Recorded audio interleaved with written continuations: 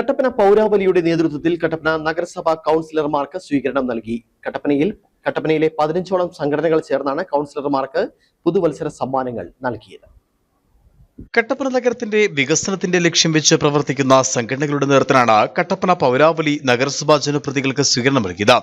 Kattappana development forum, friends of Kattappana, Rotary club up down, Malayali ചിരി club, കട്ടപ്പനക്കാരൻ, mount bullet club, youth united, JCI, Rotary club heritage, merchant youth wing, workshop association, senior chamber, give smile woman wing, Kattappana club എന്നീ സംഘടനകളാണ് സ്വീകരണ പരിപാടികൾക്ക് നേതൃത്വം നൽകിയത്.